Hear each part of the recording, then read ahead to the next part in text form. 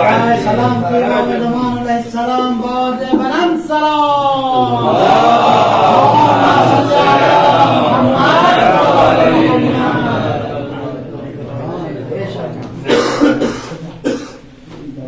رحم الله من قرأ وعن الحق.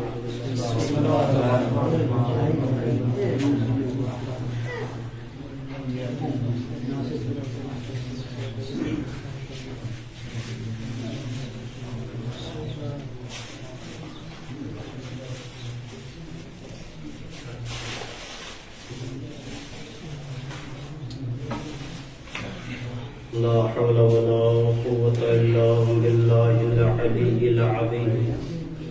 حسبنا الله ونعم الوكيل ونعم المولى ونعم النصير. أعوذ بالله من الشيطان الرجيم.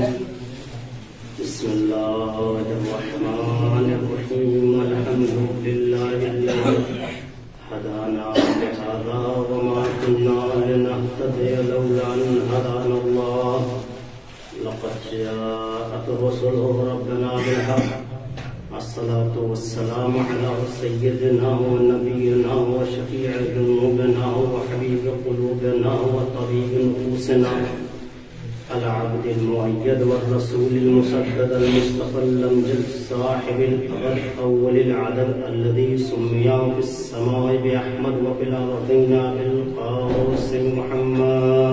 اللهم صل على محمد وعلى الطيبين الطاهرين المعصومين المظلومين المنتخبين المنتجبين واللعنة الدائمة على أعدائهم منكر فضائلهم غاصب حقوقهم هادم مزارهم ظالم شيعتهم من يوم عداوتهم إلى قيام يوم الدين.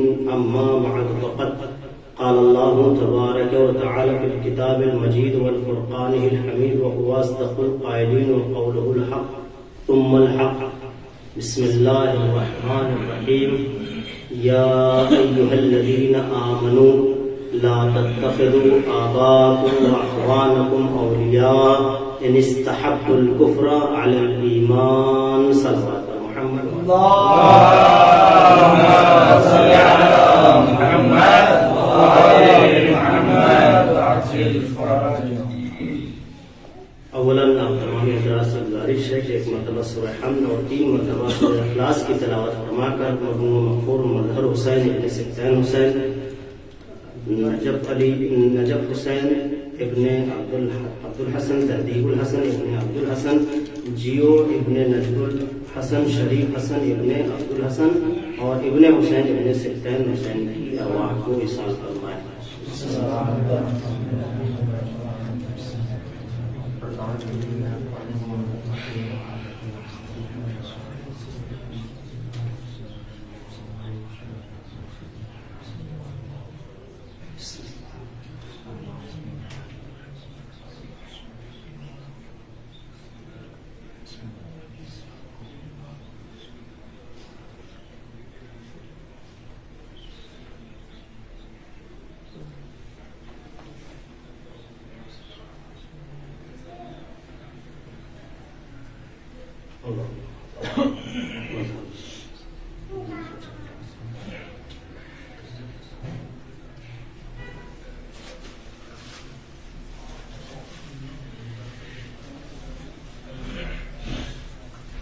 محمد وعلى آله وصحبه. اللهم صل على محمد وآل محمد.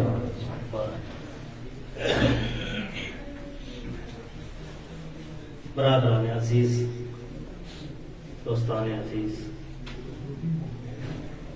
خداوند متعال قرآن مجید میں سورہ مبارکہ توبہ میں ارشاد فرما رہا ہے، یا ایھا الذین آمنوا، اے ایمان والوں. آپ کے درمیان ترجمے کی ضرورت نہیں ہے، لیکن بہرحال تہذیب ممبر کے خلاف بھی یہ بات. اے ایمان والوں، لا تتخذوا آباءکم و اخوانکم اولیاء،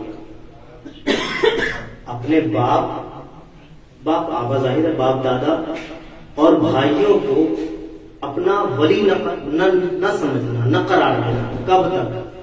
ان استحب الکفر علی الایمان، اگر وہ کفر کو ایمان پہ فوقیت دے تو انہیں تم اپنا ولی تسلیم نہ کرنا. یہ قرآن مجید کی سورہ توبہ کی 23 نمبر آیت ہے، جس میں خداوند متعال صاف طور پہ اعلان کر رہا ہے کہ اگر کوئی کفر کو بہتر سمجھ رہا ہے اور اسلام کو کمتر سمجھ رہا ہے اور وہ تمہارا بھائی ہے، رشتہ دار ہے، باپ ہے، دادا ہے، چچا ہے، کوئی بھی ہو، وہ تمہارا ولی نہیں ہو سکتا. یہ قرآن کا واضح اعلان ہے.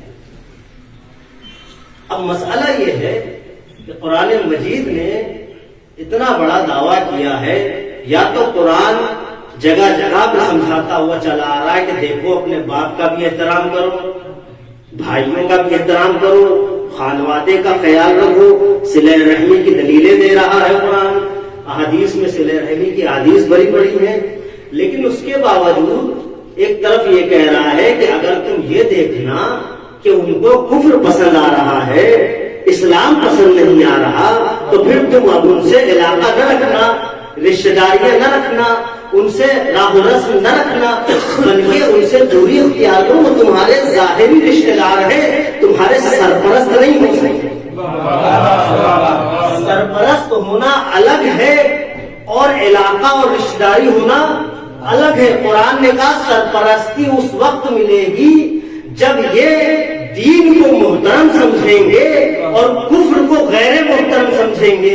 اگر انہوں نے اس کے برعکس کیا، کفر کو محترم سمجھا، دین کو غیر محترم سمجھا، تو یہ چاہے سگا باپ ہی کیوں نہ ہو، ولی نہیں ہو سکتا. قرآن کی لفظیں ہیں، قرآن کی لفظیں ہیں. اب یہ بتائیے کہ رسول کا جو آنا ہے، رسالت مآب جو تشریف لائے ہیں، بہرحال آپ سب کا مطالعہ مجھ سے زیادہ ہے، آپ سب ماشاءاللہ تاریخی کتابوں میں لگے رہتے ہیں اور ان کی اوراق گردانی کرتے رہتے ہیں. آپ یہ بتائیے وہ دور کیسا تھا کہ جب پیغمبر تشریف لائے؟ بھائی اگر نہج البلاغہ میں آپ پہلا ہی دوسرا صفحہ کھولے تو پہلے ہی خطبے کے آخر میں یا دوسرے خطبے کے آخر میں امام امیر المومنین علی بن ابی طالب علیہ السلام نے اس دور کی عکاسی کی ہے، اس دور کا نقش کھینچا ہے جس دور میں پیغمبر آئے. کیا فرمایا امام نے فرمایا تم کیسے تھے؟ علی شر دین، تم بدترین دین پہ تھے، تم کھنڈرات میں رہنے والے، تم جانوروں کو پکڑ پکڑ کے جنگلی جانور کھانے والے، تمہیں کھانے کی تہذیب ہم نے سکھائی، تمہیں جینے کا سلیقہ ہم نے سکھایا. یہ تو شکر کرو کہ پیغمبر تم میں آ گیا ہے. بڑھ کے قرآن نے سہارا لیا کہ لقد کانا، بڑھ کے قرآن نے آواز دی. آواز کیا دے رہا ہے کہ دیکھو ہم نے تمہارے اوپر بہت بڑا احسان یہ کیا ہے، تم اپنے ایمان کو احسان جتانے کا کام نہ کرنا، بلکہ احسان ہمارا ہے کہ ہم نے نبی بھیجا، تم کا ایمان ہو گیا. تم نے احسان نہیں کیا نبی کو نبی مان کر، ہمارا احسان تھا کہ تم میں نبی آ گیا. لقد من اللہ علی المؤمنین اذ بعث فیہم رسولا، اللہ کا احسان یہ ہوا ہے کہ تم میں رسول بھیجا ہے، ورنہ نہ تمہارے پاس کھانے کی تہذیب تھی، نہ جینے کی تہذیب تھی، نہ بولنے کی تہذیب تھی، مرنے کے بعد دفنانے کی تہذیب تھی.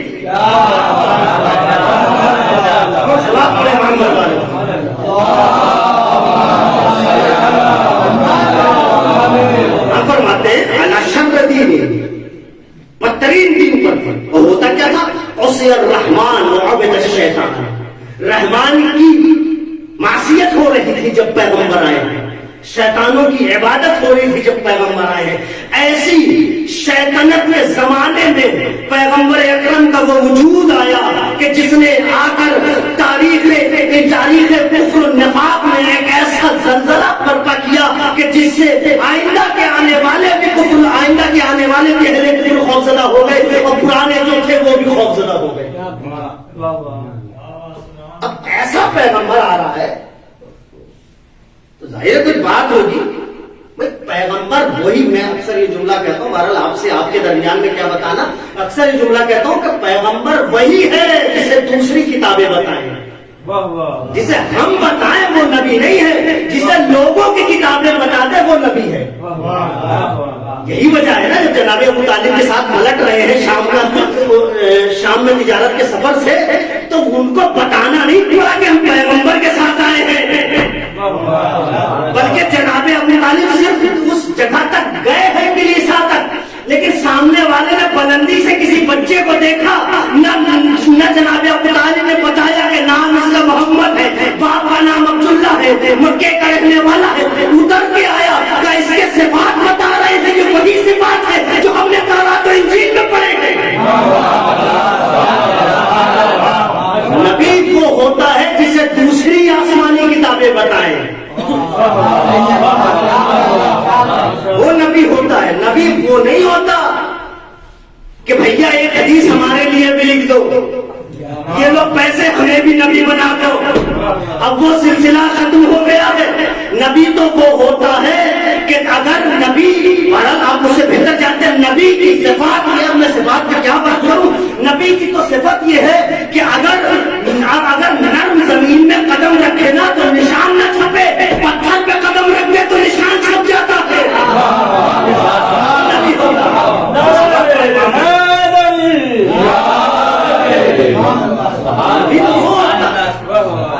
تو اب ایسی کفرآمیز فضا میں پیغمبر تشریف لائے، اور آ کر پیغمبر نے کیا پیش کیا؟ ابھی 2 دن پہلے ہی عید بعثت گزری، پیغمبر کوئی نیا نبی نہیں بنے ہیں، یہ لوگ جو یہ سمجھ رہے ہیں پیغمبر نئے نبی ہیں، یہ وہی لوگ سمجھ رہے ہیں جو نئے مسلمان ہیں۔ نئے مسلمانوں کو نبی نیا لگ رہا ہے، ہم تو وہ ہیں جو نبوت کو گہوارے سے نبی سمجھتے ہیں، قرآن کی آیت رکھتے ہیں۔ جناب عیسیٰ نے یہی تو کہا تھا، انی عبداللہ وآتانی الکتاب وجعلنی نبیا، دین عیسیٰ بتا رہے میں نبی بن کے آیا ہوں، فخر عیسیٰ کو 40 سال لگے۔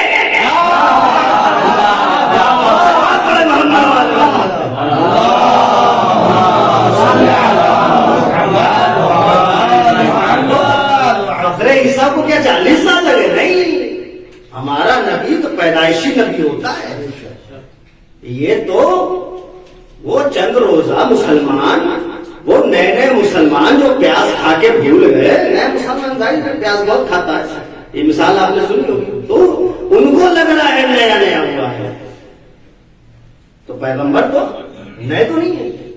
اب جب نئے نہیں ہیں، بہرحال آپ نے ابھی 13 رجب گزری، آپ نے بہت سارے محافل میں تقاریر سنی ہوگی کہ امام نے آ کر دستے مبارک پر قرآن پڑھا، فلاں پڑھا، فلاں پڑھا، فلاں پڑھا۔ یہ وہی لوگ ہیں جو اپنے جاہلوں کو صحیح کرنے کے چکر میں نبی کو جاہل بتا گئے، یہ اپنے جاہلوں کو درست کرنے کے چکر میں نبی کو جاہل بتا رہے ہیں، ورنہ تو کائنات مجھے بتائے جس دستے مبارک پر علی قرآن پڑھ رہے ہیں، نبی تعین کیسے کر رہے ہیں؟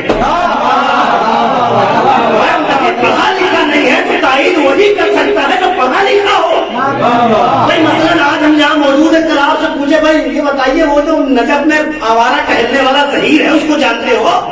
تو آپ وہی تو بتائیں گے اگر مجھے یہاں جانتے ہوں گے، یا مجھ سے ملاقات ہوگی یا ملے ہوں گے تبھی کہ ہاں جانتے ہیں۔ اب وہ کیسی بات کیسے بتاتے ہیں، کیسے جانتے ہیں، وہ الگ بات ہے۔ تو بھیا اگر نبی جانتے نہیں تھے تو کیوں کہا قرآن ویسا پڑھا جیسے میں پڑھتا ہوں؟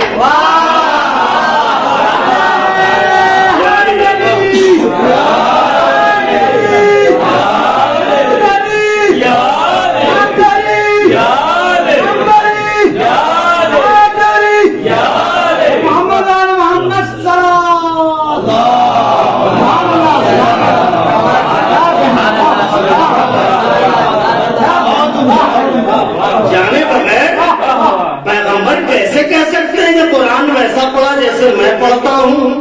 اس کا مطلب پیغمبر قرآن پڑھتے تھے، سمجھنے والا کوئی نہیں تھا۔ یہ تو جب سمجھنے والا آیا تب بتایا کہ میری طرح پڑھ رہے ہو تم بھی۔ تو نبی تو ایسی کیفیت کا مالک ہوتا ہے. اب یہ بتائیے کہ ہم اور آپ چاہے جتنا پڑھ لیں، چاہے جتنا پڑھ لیں، اب سر کے بل کھڑے ہو جائیں نا تو کمبر کی جوتیوں کے برابر بھی نہیں ملے. کمبر کی جوتیوں کے برابر بھی نہیں ہے. چہ جائے کہ ائمہ سے اپنے آپ کو ملانا. امیر المومنین نے شروع میں اعلان کر دیا لا یقال ہو گیا محمد احد، کسی کو آل محمد سے ملانے کی ضرورت نہیں ہے، کوئی مقابلہ نہیں کر سکتا. تو ہم جتنا بھی پڑھ لیں رہیں گے ان کے مقابل میں جاہل بھی، ان کے مقابل میں. کیوں؟ کیونکہ وہ پیکرے علم و فقاہت اس وجہ سے. اچھا اب یہ بتائیے کہ ہم جیسے جاہل افراد، میں انکلوڈیڈ نہیں، مجھے بھی شامل کیجیے اولاً سر فہرست، مجھ جیسا جاہل یہ جسارت نہیں کر سکتا کہ قرآن کی کسی حرف پر انگلی کر کے کہے کہ یہ غلط ہے. کر سکتے بھائی؟ قرآن میں تو ہم تو اس عقیدے کے ماننے والے ہیں، ہم تو وہ قوم ہے جو قرآن میں سکون کو بھی زائد نہیں سمجھتے. اللہ اکبر. بھائی حرکات کی بات نہیں کر رہا ہوں، ہم تو جزم کو بھی زائد نہیں سمجھتے. وہ جہاں آیا ہے بجا آیا ہے، بجا آیا ہے. تو اب ہم میں سے کوئی مخالفت کر سکتا ہے قرآن کی؟ نہیں یہ کیا نہیں ہونی چاہیے. وہ دیکھیں تقدم و تاخر کے سب قائل ہیں، یہ آیت ادھر ادھر ہوئی ہے لیکن قرآن کی تحریف کا کوئی قائل نہیں ہے. جو ہے وہی الزام لگا رہے ہیں کہ آپ ہے، وہ پورا ایک باب ہے کہ کون ہے. تو عزیزان گرامی، کیا کسی میں جسارت ہے کہ وہ ایک حرف چھوڑیے حرکت قرآن پہ کہہ دے کہ یہ اضافہ نہیں ہے؟ اگر کوئی کہہ دے حرکت کی بات، بتاؤ حرکت اضافی نہیں ہے، لوگوں کو 26 آیتیں اضافی دکھائی تھی، لوگوں کو 26 آیتیں اضافی لگ رہی تھی، لیکن ہوا کیا؟ ہوا یہ کہ وہ شیعت میں اضافی تھا تو الگ ہو گیا، وہ شیعت میں اضافی تھا تو اس کا وہ الگ ہو گیا. تو کوئی چیز کسی چیز کے اوپر ہم حرف نہیں رکھ سکتے کہ یہ چیز قرآن میں غلط ہو گئی. یہ نہیں بھائی، ہم زیادہ پڑھ لیے ہیں، ہماری نحو بہت اچھی ہے، یہ ہونا چاہیے. تمہاری نحو آئی کہاں سے؟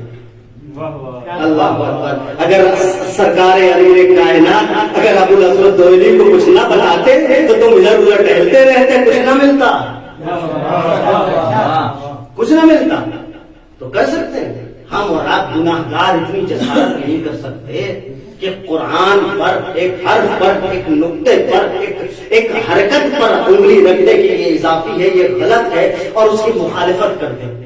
تو اب ذرا اس کا اندازہ لگائیے جو پیکر رحم و رحمانیت ہے، وہ پیغمبر ہے، وہ نبی ہے جسے اللہ نے رحمت للعالمین بنا کر بھیجا ہے.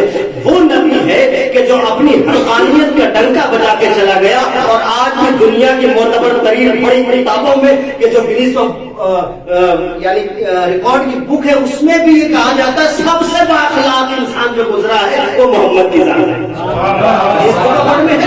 تو سب سے بااخلاق ہے ہمارے. اگر کوئی دوسرا آپ کو بااخلاق کہہ رہا ہے نا تو یہ آپ کے کردار کی جیت ہے، یہ آپ کے کردار کی جیت ہے.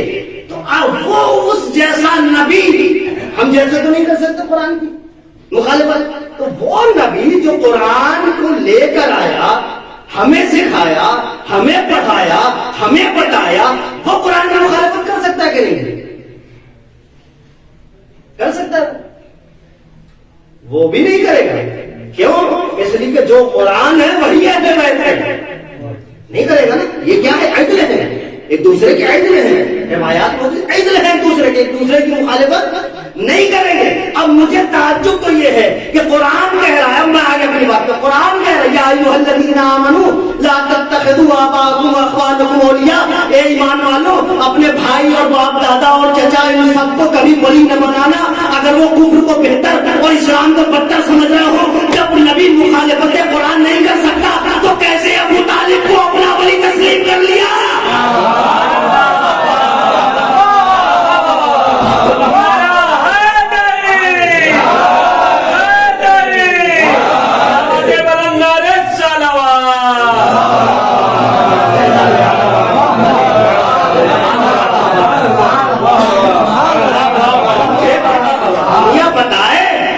نبی قرآن کی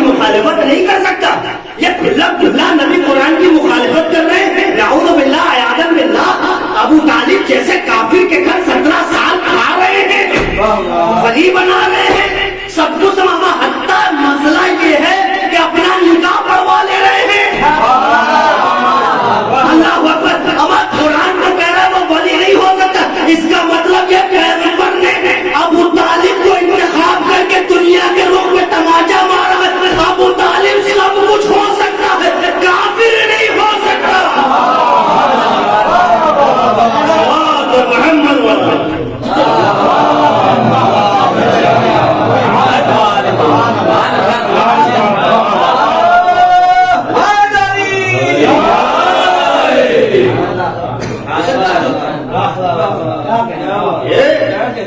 میرے آپ دیکھیں آپ کے سامنے ساری تاریخ موجود ہے. میں صرف تذکر کر رہا ہوں, میں اپنا یاد کیا ہوا سبق سنا رہا ہوں. غلطی ہو تو بالکل بتائیے گا. کوئی تاریخ کوئی جھوٹی روایت لا کے بتا دے کہ جناب عبد المطلب نے کہا بیٹے محمد آج سے تمہاری خلاف کفالت ابو طالب کریں گے, کوئی بتا دے. جہاں بھی آپ دیکھیں گے سنی شیعہ دونوں کتابوں میں وہ ملے گا کہ 5 سال کی رسالت اٹھی ہے اور جا کر ابو طالب کی آغوش میں بیٹھے ہیں. یہ نگاہ نبوت کا انتخاب ہے. ابو طالب نگاہ, آپ یہ بھی سنیے کہ ابو طالب نگاہ نبوت کا نہیں بلکہ نگاہ نبوت نگاہ مشیت ہے. ابو طالب مشیت کا انتخاب ہے, امت کا انتخاب نہیں ہے. محمد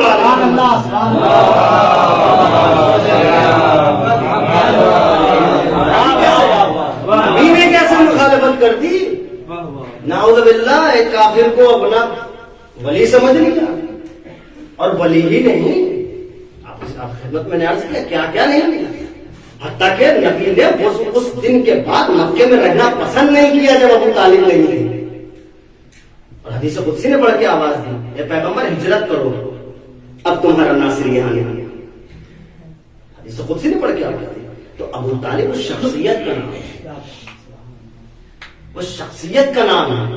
آپ کی خدمت میں کیا عرض کروں, تاریخ کہتی ہے کہ جب رسالت مآب کی ولادت ہوئی ہے, آپ دیکھیں ابو طالب کس درجے کا نام ہے.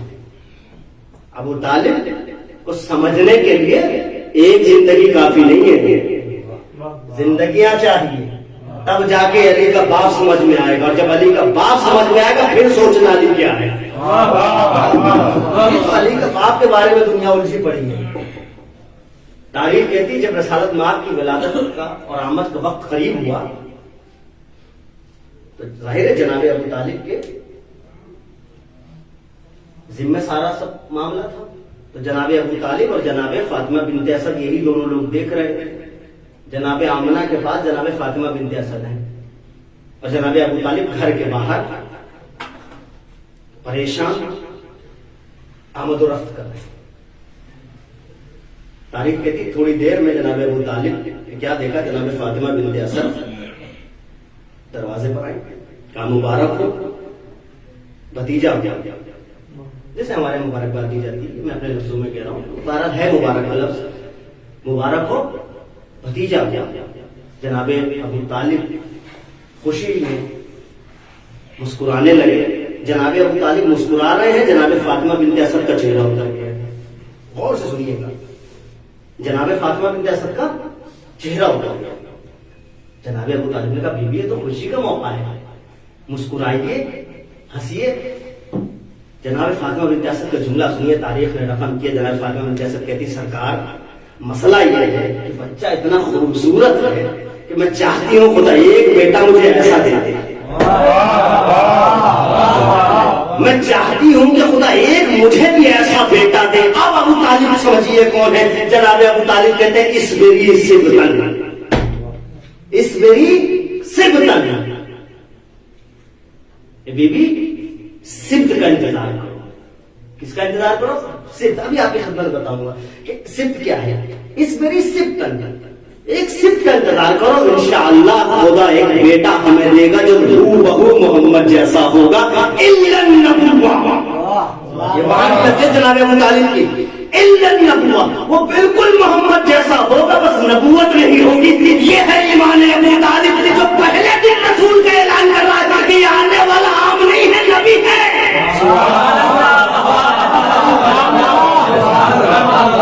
پہلے دن نبوت پیغمبر کا اعلان کر رہا ہے, اسے ابو طالب کہتے ہیں. اب سبت کیا ہے؟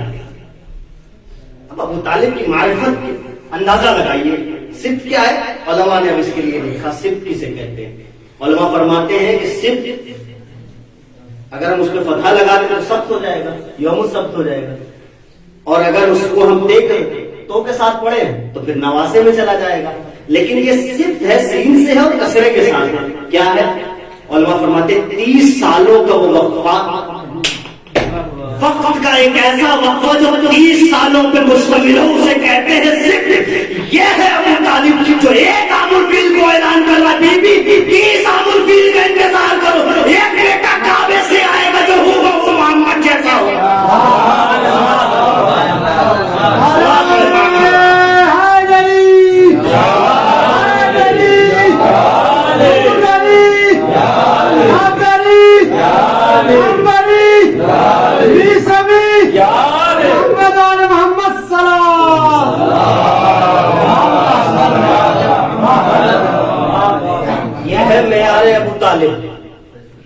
دنیا ابو طالب کو کبھی سمجھ ہی نہیں سکتی، یہ ہے عرفان ابو طالب۔ کوئی بتا دے کہ امیر المومنین اور رسالت مآب کی آمد میں کتنا فرق ہے، پوچھے کائنات سے۔ شانہ ہلائے مفتیوں کا، شانہ ہلائے مورخوں کا کتنا فرق ہے، تو سب یہ کہتے ہوئے نظر آئیں گے 30 سالوں کا فرق ہے۔ اسے کہتے ہیں عرفان ابو طالب، اسے کہتے ہیں معرفت ابو طالب۔ یہ معرفت ابو طالب ہے جو پہلے دن اعلان کر رہی ہے، اور اس کی دلیل کبھی ملی کہ نہیں ملی؟ شاید میں کہیں پڑھ چکا، اگر آپ نے سنا ہوگا تو یہ آپ کے ایک دوبارہ تذکر ہو جائے گا، نہیں سنا ہوگا تو مسئلہ ہی نہیں، میرا پھر فائدہ ہو گیا۔ ایک سلوات پڑھ دے محمد والے محمد پہ۔ شاید مجھے یاد آ رہا ہے کہ کہیں میں نے پڑھا ہے، مجھے یاد نہیں آ رہا کہاں پڑھا ہے۔ اب تو دلیل کب ملی کہ جناب مولا کائنات ہو بہو پیغمبر ہے الا النبوہ؟ یہی کہا تھا جناب ابو طالب نے، بیٹی 30 سال صبر کرو، اللہ ایک بیٹا دے گا جو بالکل محمد جیسا ہوگا، الا النبوہ، نبوت نہیں ہوگی۔ کبھی ایسا ہوا کہ کائنات کو یہ کہنا پڑا کہ بھئی یہ تو بالکل محمد جیسے ہیں؟ توجہ دیجیے گا، تاریخ نے ہمیں کچھ دکھایا ہو یا نہ دکھایا ہو، ایک مکے کی اندھیری رات ضرور دکھائی ہے جسے شب ہجرت کہتے ہیں۔ ایک مکے کی اندھیری رات ہم نے ضرور دیکھی ہے کہ جس نے دلوں میں اجالا کر دیا ہے، اسے شب ہجرت کہتے ہیں، جہاں پیغمبر کے بستر مبارک پر علی اتنے آرام سے سو رہے ہیں کہ مہیندر سنگھ اشک کو کہنا پڑا کہ کون ہے شب ہجرت نبی کے بستر پر جو موت اوڑھ کے سویا ہے زندگی کے لیے۔ ماحول کیسا تھا، کیسا ماحول تھا بھائی؟ سکون کی عالم میں سونا کوئی بھی سو سکتا ہے، سکون کے عالم میں، آرام کے عالم میں، آسائش میں، آرام میں، فیسلٹیز میں کوئی بھی سو سکتا ہے، لیکن 40 ننگی تلواروں کے بیچ رات بھر سکون سے سونا یہ علی کا حق ہے،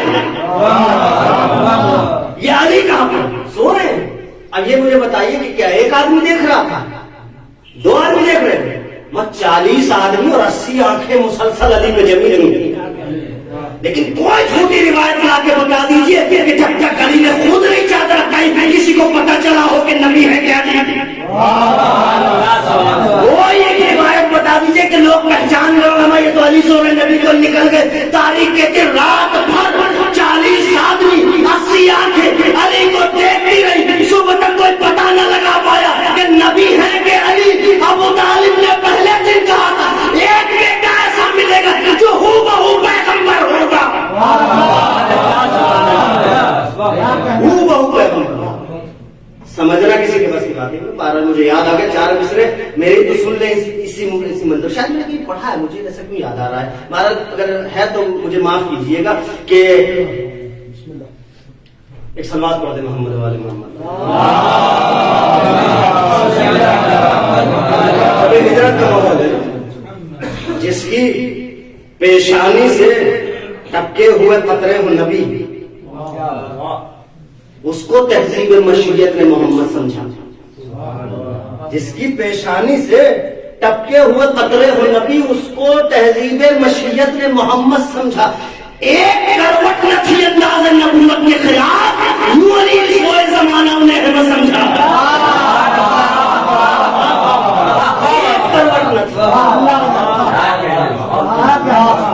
ایک کروٹ نہ تھی انداز نبوت کے خلاف، علی اسے کہتے ہیں۔ یہ ابو طالب نے کبھی کہا تھا کہ ایک بیٹا ایسا ہوگا جو ہو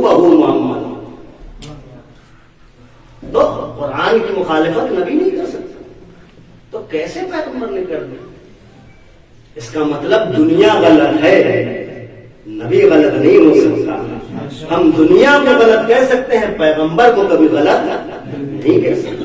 یہ دنیا کسی اور راستے پہ جا رہی ہے، یہ انہی کا راستہ ہے کہ جس کے لیے آپ دیکھیں، میں ایک اور شخصیت کی بات کروں، یہ تو پیغمبر کی بات ہے، بہت بڑی چیز ہے، میں تھوڑا سا نیچے آتا ہوں۔ ایک اور بندہ تاریخ، اور یہ آیت لیجیے اور ایک حدیث میں آپ کی خدمت میں ایک روایت پیش کروں۔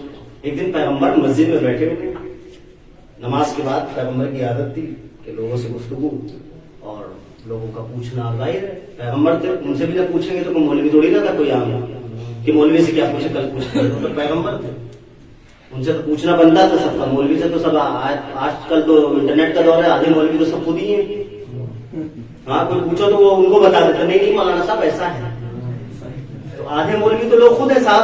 اس وقت انٹرنیٹ کی دنیا کی وجہ سے نیم حکیم اور نیم مولویوں کی لمبی پھیل،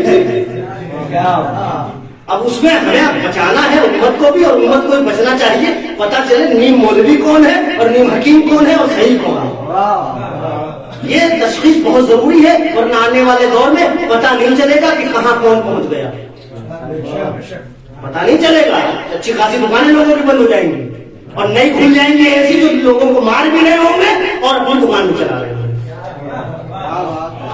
تو اس سے بچانا بہت ضروری ہے۔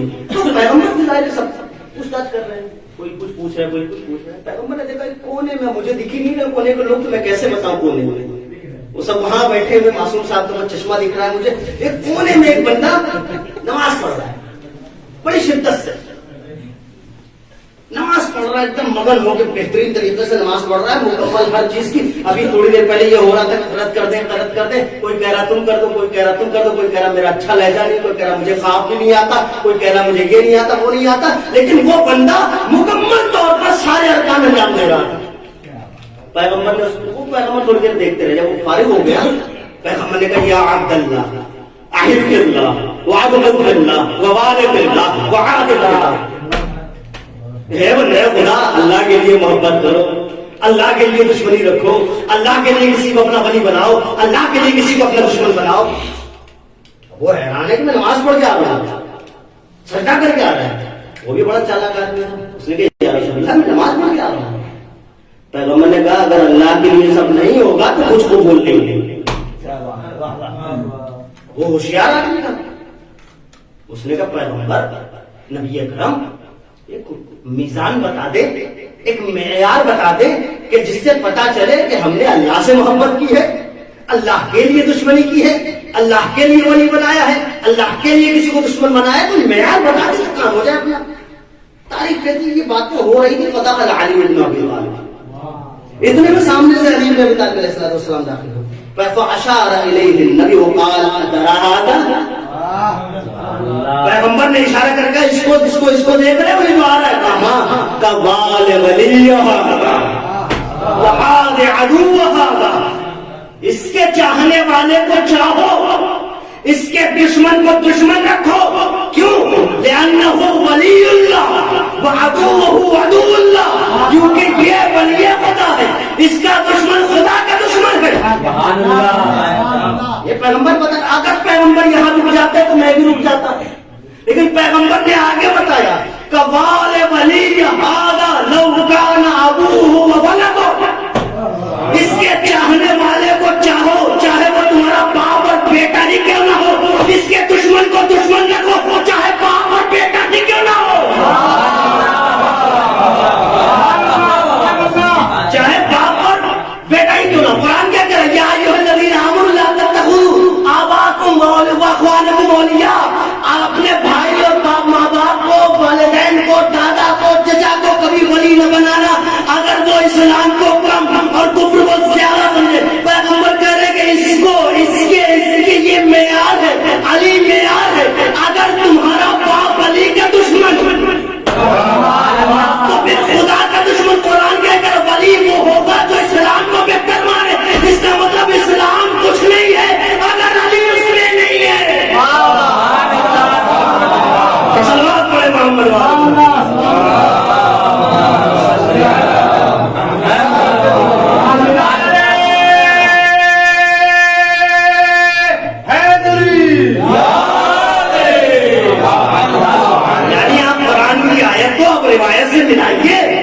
تصدیق کریے کہ ہمیں ولی اسے ماننا ہے اپنا سرپرست کہ جو کفر کو بہتر نہ سمجھے، اسلام کو بہتر سمجھے. پیغمبر کرے معیار اعمال کیا ہے کہ اگر تمہارا باپ بھی علی کو بہتر نہ سمجھے، کسی اور کو بہتر سمجھے، تو پھر وہ تمہارا باپ نہیں ہے، باپ ہے.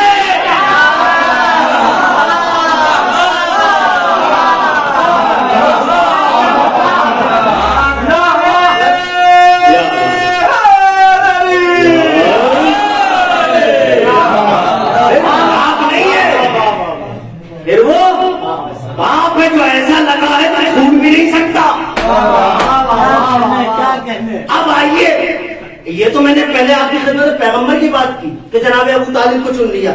اب اگر ہم پیغمبر کو الگ کریں اور یہ کہیں کہ امت میں سے کسی نے اس آیت اور اس روایت پہ عمل کیا کہ نہیں، تو ہمیں کوئی دکھے نہ دکھے ایک بندہ ہمیں خیمہ کفر و نفاق میں دکھا جسے محمد ابن ابی بکر کہتے ہیں. ایک بندہ ہمیں کہاں دکھا خیمہ کفر و نفاق میں.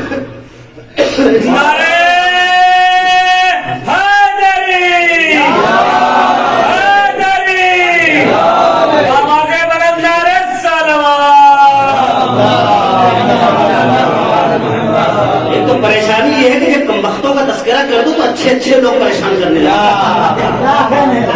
گلا بھی ساتھ نہیں دے رہا کہ کہاں ان کا نام لے رہے ہیں.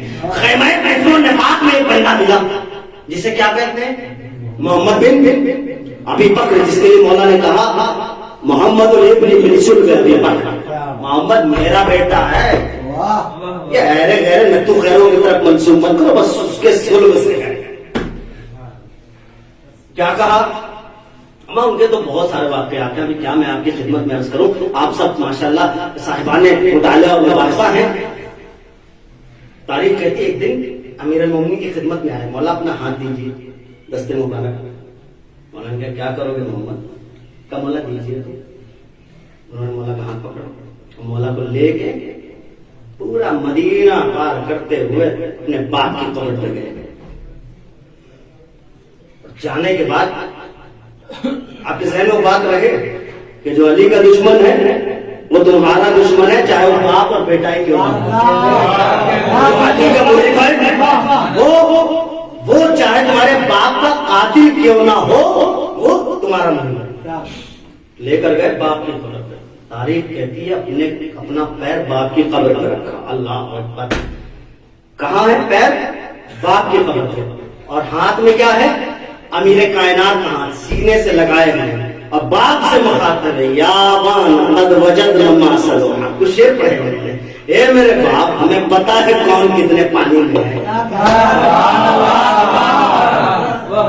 کون کتنے پانی میں ہے. واخرجنی منک الذی، مجھے تیری نسل سے اسی نے اس دنیا میں بھیجا ہے جو اخرج الدر من الماء الملح، جو ایک کھارے پانی سے موتی نکال دیتا ہے، جو ایک کھارے پانی سے موتی نکال دیتا ہے. پھر فرماتے ہیں یا بنی زہرا انتم عدل، اے بنی زہرا آپ تو میرے سب کچھ ہو. حضرت کے بارے میں آپ بہتر جانتے ہیں، یعنی آپ میرے لیے بہت وزنی چیز ہو، میرے لیے سب کچھ ہو. وَبِكُمْ فِي الْحَشْرِ مِيزَانٌ رَجَحًا، آپ کی وجہ سے محشر میں میرا نام اعمال وزنی رہے گا. آپ دیکھیں کھڑا کہاں ہے؟ باپ کی قبر پہ. پیر کہاں ہے؟ باپ کی قبر پہ. ہاتھ میں کیا ہے؟ مولا کہاں. اور یہ باتیں کر رہا اس کے بعد کہتا ہے لَوْ صَحَّ وَلَائِي لَكُمْ لَا أُبَالِي أَيُّ قَلْبٍ قَدْ نَبَحَ. اگر میری آپ سے محبت سچی ہے مجھے کوئی فرق نہیں پڑتا مدینے کا کوئی بھی کتا کچھ بھی کہتا رہے. یہ محمد ابن ابی بکر جنہوں نے بتایا کہ اگر باپ بھی علی کا دشمن ہے تو وہ میرا بھی دشمن ہے. اگر باپ چاہے وہ کوئی بھی ہو، اور اگر علی کا دوست ہے تو چاہے وہ باپ کا قاتل ہی کیوں نہ ہو، میرا بھی دوست ہے. ایک صلوات پڑھے محمد.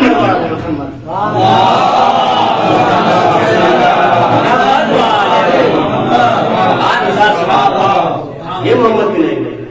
بہت سارے ان کے واقعات تاریخ میں. آپ نے امام امیر المومنین کا کبھی خطبہ آپ کی نگاہوں سے گزرا ہوگا جو امام نے ان کی شہادت پر دیا، جسے میں تو یہ نہیں کہہ سکتا پڑھیے، پڑھا ہوگا آپ نے۔ ایسا لگتا ہے کہ دلخراش باپ اپنے مظلوم بیٹے کے لاشے پہ کوئی جملہ کہتا ہے۔ یہ جو محمد بن ابی بکر کے خبر سننے کے بعد مولا نے لیا، معاویہ تو خط لکھا ہے جناب محمد بن ابی بکر نے، اس میں ان کے جتنے پرخچے تھے سب اڑا دیے۔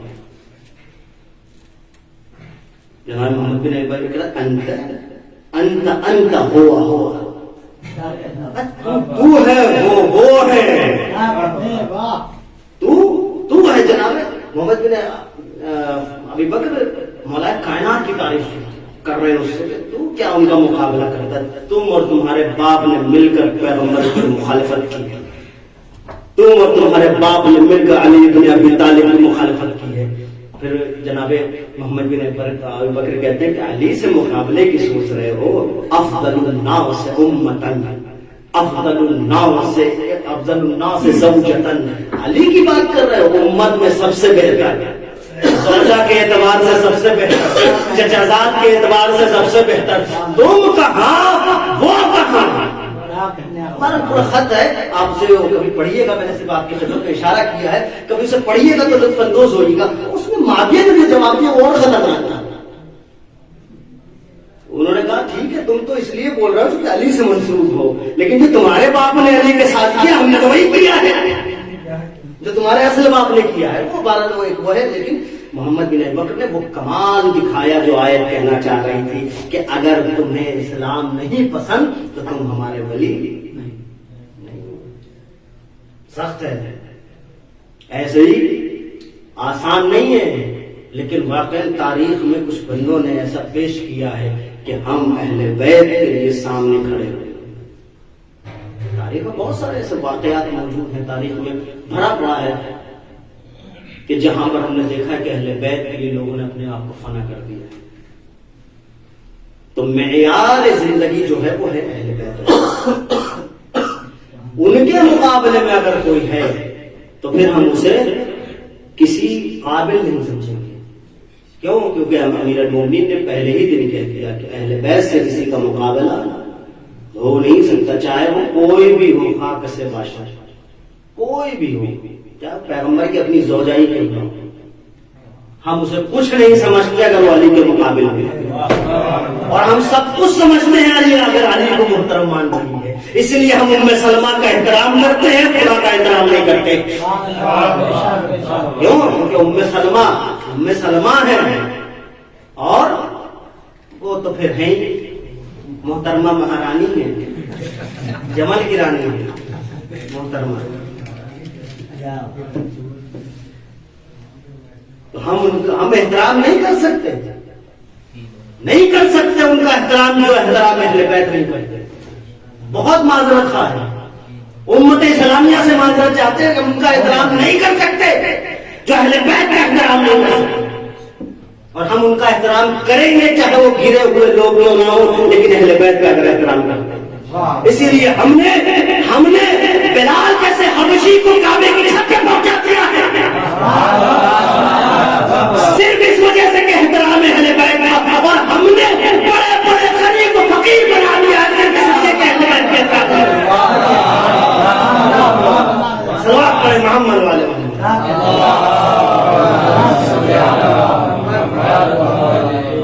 ہم بڑے فراق دل ہیں، لیکن اس فراق دلی کی وجہ اہل بیت، ہاں لیکن اہل بیت کے نام کوئی اپنی بھلائے نہیں۔ ہاں جو ہماری قوم کو بہت مظلوم اور بڑی بیوقوف سمجھ رہا ہے بندہ، وہ یہ نہ سمجھے کہ بڑی بھولی قوم ہے، نہیں، شکر کرے کہ اہل بیت کے لیے معاف کیا ہے۔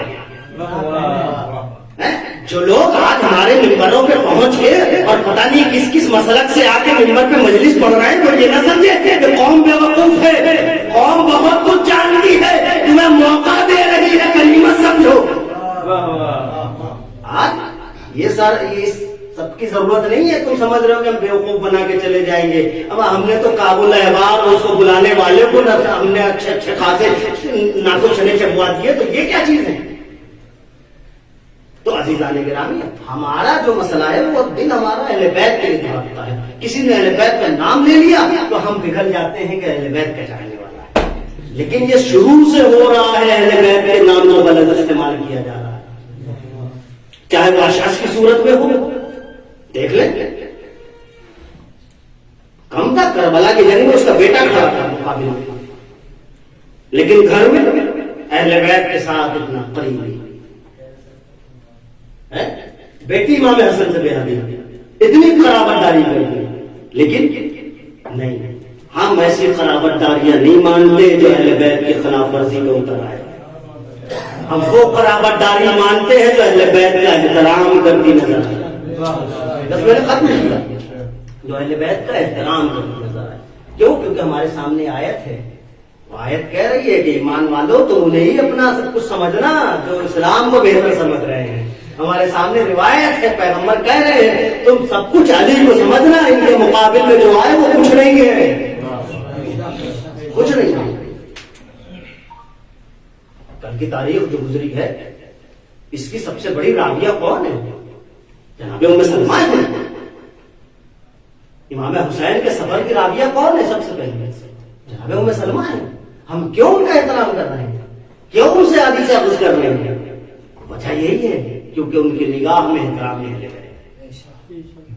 انہوں نے زبردستی چادر تطہیر اوڑھنے کی کوشش نہیں کی، انکے علی خیر پر رک گئے.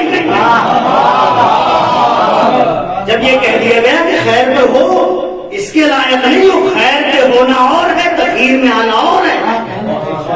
اب مجھے تو تعجب ان خواتین پہ تو نہ خیر پہ نہ تطہیر میں پتہ نہیں کہاں جائیں گی جا کے. تو عزیزان گرامی، اور خدا جانے بہرحال کس کس عذاب سے گزریں گی، انہیں پیغمبر بھی معاف نہیں کرنے والے. یہ حدیثیں بخاری میں حدیث موجود ہے. کچھ لوگوں کو دیکھ کے پیغمبر کہیں گے یہ تو میرے صحابہ ہیں، یہ تو میرے وہ ہیں جو قریب رہتے تھے. بخاری کی حدیث ہے. خدا کہے گا انہوں نے جو کیا ہے نا پیغمبر وہ بھی تو یاد کر لیجیے، آپ کے بعد کیا کیا کیا انہوں نے. تو عزیزان گرامی، تو ہم اہل بیت کو معیار رکھ کر اپنی زندگی گزارتے ہیں، اور جب تک اہل بیت معیار ہے نا اہل بیت کبھی سر جھکنے نہیں دیں گے. آپ دیکھیں وہب قلبی کیا ہے؟ کچھ نہیں تھا، اہل بیت نے وہ بنا دیا کہ آج ہم جناب وہب قلبی کہتے ہیں. اور کیا تھا؟ کچھ نہیں تھا، اہل بیت نے علیہ السلام بنا دیا. ہم ان کا احترام کرتے ہیں جو اہل بیت کے در پہ شرافت سے آئے. آج جو ماحول مدینے میں وبا ہے، بس میں نے ختم کیا. اس کی وجہ کیا ہے؟ وجہ یہ ہے کہ انہوں نے اہل بیت کو سمجھنا نہیں چاہا. جو خط لکھا گیا ولید کو کہ فلاں فلاں سے بیعت لو اور خاص طور پہ امام حسین سے ضرور بیعت لے. یہ جو سازشیں ہو رہی ہیں یہ کیوں ہو رہی ہیں؟ کیونکہ انہیں پتا تھا کہ اہل بیت شروع سے آتے ہیں، پیغمبر کے بعد بھی یہی سازش تھی کہ علی کو اپنے ساتھ اگر کر لیا تو سمجھو سب کچھ ساتھ ہو گیا. اور یہی ابھی بھی اگر حسین نے بیعت کر لی تو سمجھو سب نے بیعت کر لی. امام حسین نے انکار کر کے بتا دیا نہ کبھی میرے باپ نے ظالم کی بیعت کی تھی نہ کبھی میں کروں. امام کا جملہ ہے لا یباع مثلک، میری طرح تیرے جیسی کی بیعت نہیں کر سکتا. یہ بہت بڑا ایک پوری ایک تاریخ ہے. تاریخ کہتی ہے کہ جب بلاوا آیا، تاریخ نے لکھا کہ امام علیہ الصلوۃ والسلام دروازے پہ بیٹھے، بیت الشرف کے دروازے پہ بیٹھے ہوئے اور چہرہ تھوڑا سا اداس ہے، کیونکہ یہ بلاوا ایک بار نہیں آیا تھا، اس سے پہلے بھی ایک بار آ چکا تھا. اس وقت امام نے واپس کر دیا تھا. جو آیا تھا قاصد اس سے کہا جاؤ اور جا کر ان سے کہو کہ ہم نہیں آئے. دوبارہ جب آیا، تاریخ کہتی امام در خانہ پہ بیٹھے ہیں. جناب زینب سلام اللہ علیہ نے دیکھا بھائی کہ چہرہ اترا ہوا ہے. قریب آئی، بھیا کیا بات ہے؟ خیر تو ہے، میرے بھیا کے مسکراتے ہوئے چہرے پہ اداسی اچھی نہیں لگ رہی. جناب زینب سے امام حسین نے کہا اے بہن زینب، دربار سے پھر بلاوا آیا ہے، شاید کہ ہمیں نانا کا چہیتا وطن چھوڑنا.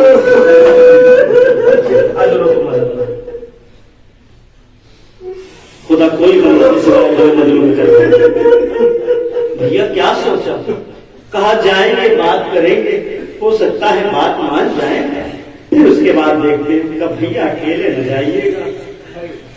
تاریخ کہتی فوراً پلٹی اور عبدالفضل عباس کے پاس آئی، اے بھیا عباس، میرے بھیا کے پاس دربار سے بلاوا آیا ہے، میرا بھائی اکیلے نہیں جائے گا، عباس ساتھ میں جانا۔ تاریخ کہتی 18 بنی ہاشم کو لے کر امام مظلوم کربلا دربار کی پہنچ گئے، لیکن امام نے، تاریخ نے لکھا امام نے مولا عبدالفضل عباس کو کہا، اے عباس اندر نہ جاؤ ساتھ میں میرے، مجھے اکیلے جانے تو تم یہی رہو، اگر میری آواز بلند ہونا تو عباس تب آنا۔ تاریخ نے لکھا آپ ذرا سوچیں، جو اتنا جری ہو کہ جس کی جرأتوں کی داستان لوگوں کو پڑھائی جاتی ہو، کیسے قبضہ شمشیر پر ہاتھ رکھ کے صبر کا گھونٹ پی کے دروازے پہ کھڑا ہے۔ تاریخ نے لکھا امام اندر تشریف لے گئے اور ایک مرتبہ ولی سے باتیں ہونے کے بعد امام نے کہا میں بیعت نہیں کروں گا، کہا ٹھیک ہے یہ چھوڑنا پڑے گا تمہیں شہر۔ امام نے کہا ٹھیک ہے منظور ہے۔ اتنے میں ایک بدبخت نے، ایک ناہنجار نے کہا یہ ولید موقع اچھا ہے، حسین اکیلے ہیں، سر قلم کر کے یزید کو بھیج دو۔ ایک مرتبہ امام کی آواز بلند آئی، ایک یہ مرجانہ کے بیٹے، ارے تیری کیا مجال کہ تم مجھے قتل کرے، اتنی آواز بلند ہو گئی۔ تاریخ نے لکھا مولا بالفضل دروازہ توڑ کے اندر پہنچ گئے۔ ارے یہ منظر دیکھا تھا، ایک مرتبہ کربلا کا منظر میں نگاہوں میں آیا، جب میرا مظلوم امام آواز سے اے میرے شیر،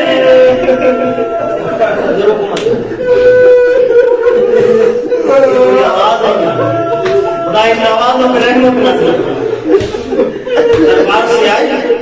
تاریخ نے لکھا امام کا سر جھکا ہوا ہے، کہ زینب نے آگے پوچھا فوراً بھیا کیا ہوا؟ کہا بہن تیاری کرے کل ہمیں نکلنا ہے۔ تاریخ ہے امام نے کہا تھا کہ بہن اب ہمیں کل وطن چھوڑ کے جانا ہے۔ تاریخ نے لکھا جناب زینب کا چہرہ ہوا، کیوں؟ کیونکہ امام نے کہا کل ہم وطن چھوڑ کے جائیں گے۔ دوڑی ہوئی عبداللہ کے پاس میں، اے عبداللہ آج جب سے شادی ہوئی ہے آج تک میں تم سے کچھ نہیں مانگا، ایک چیز مانگ رہی ہوں انکار نہ کرنا۔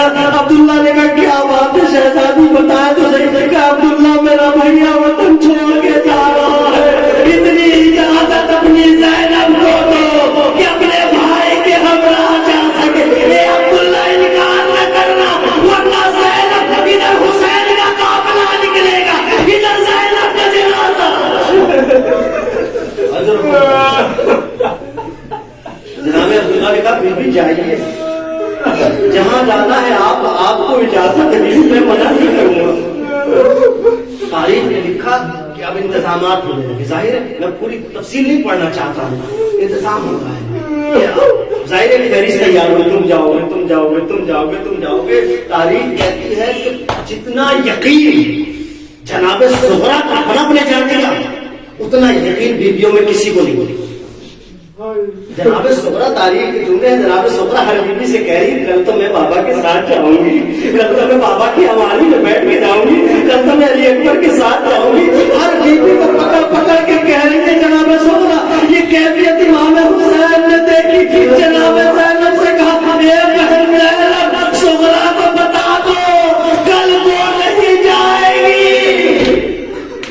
اچھا اس یقین کی وجہ بھی ہے آپ کیونکہ جناب صغرا نے کہا کسی بیوی نے پوچھا اتنا اطمینان کیوں ہے کہ صغرا تمہیں بابا لے کے جائیں گے؟ جناب صغرا کا جملہ تاریخ میں قید ہے، جناب صغرا کہتی ہے مجھے اطمینان یوں ہے کہ بابا علی اکبر کے بغیر نہیں رہ سکتے، علی اکبر میرے بغیر نہیں رہ سکتے۔ بس عزیزوں آخری 2-3 فقرے اور آپ کی خدمت تمام۔ تاریخ نے لکھا قافلہ اماریاں لگ گئی، جناب عباس آگے بڑھے، اے مدینے والوں اپنی نگاہیں جھکاؤ شہزادیاں آ رہی ہیں۔ اللہ اکبر، یہ مدینے کے ہر فرد نے یہ منظر دیکھا ہے، ایک طرف قاسم ہے ایک طرف علی اکبر ہے۔ اس سے پہلے مدینے نے کیا دیکھا؟ راوی کہتا میں نے دیکھا کہ ایک بیوی آئی، اس کے ساتھ علی اکبر، کچھ خواتین کا گروہ ہے، آئی ہماری میں بیٹھ گئی۔ ایک بی بی آئی ساتھ میں قاسم تھے، گروہ ساتھ میں ہے، اب علی میں بیٹھ گئے. ایک بی بی آئی ساتھ میں اول محمد ہے، ایک بی بی آئی ان کے ساتھ کوئی اور ہے، سب آ کے ایک ایک بیٹھتے رہے. تاریخ کہتی ہے، راوی کہتا ہے میں نے پوچھا یہ کون ہے؟ کہا یہ علی اکبر کی والدہ ہے. یہ کون ہے؟ کہا یہ قاسم کی والدہ ہے. کہا اتنے میں اب الفضل عباس نمونار ہوئے. کہا اے اہل مدینہ اپنی اپنی نگاہوں کو جھکاؤ، اس لیے کہ اب علی کی بیٹی نکلنے کو آمادہ ہے. تاریخ کہتی ہے، راوی نے کہا میں نے پوچھا ہے سب تو آ گئے، اب کون آنے والا ہے؟ جس کا انتظام یہ ہے، ایک طرف سے علی اکبر ہے، ایک طرف سے قاسم ہے، اولا محمد ہے، عباس آگے ہے. ارے کسی نے کہا ارے کوئی اور نہیں، علی کی باغیرت بیٹی زینب آ رہی ہے، اب علی میں بیٹھی. اللہ اکبر، یہ مدینے سے نکل رہی ہے. اللہ اکبر، کوئی 11 محرم سے پوچھے اے علی اکبر کہاں ہو، اے قاسم کہاں ہو، اے علم زینب اکیلی نکالے کیسے؟